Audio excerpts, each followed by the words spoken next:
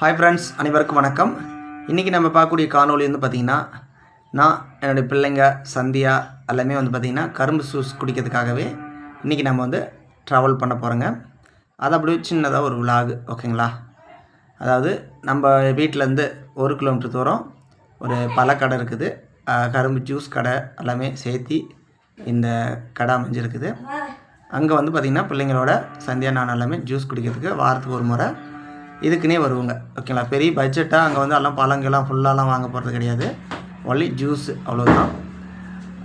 பார்த்தீங்கன்னா ஒரு ஜூஸு இங்கே கரும்பு ஜூஸு 10 ரூபா தாங்க. இந்த பாட்டிலில் இருக்குது பார்த்திங்களா, கண்ணாடி பாட்டிலில் இந்த சைஸ் ஜூஸ் 10 ரூபா தான். வெளியெலாம் பார்த்திங்கன்னா 15 ரூபா 20 ரூபா அப்படி சொல்லுவாங்க. இத்தனைக்கும் அந்த பேப்பர்ஸ் கப்பு இருக்குது பார்த்திங்கன்னா, சின்ன கப்பு, அதே 15 ரூபா சொல்கிறாங்க சிட்டியெல்லாம். அதனால் இங்கே ரொம்ப மலிவு. எங்கள் ஏரியாவை ஒட்டி, அதாவது சேலம் இரும்பாலைன்னு சொல்லுவாங்க, அந்த பகுதியில் இந்த பழக்கடையில் பார்த்திங்கன்னா எங்கேயும் கொடுக்காத அளவுக்கு ஜூஸ் அதிகமாக கொடுக்குறாங்க. ப்ரைஸும் கம்மி, வெறும் 10 ரூபா தான். நாங்கள் வாரம் ஒரு முறை பிள்ளைங்களோட போய்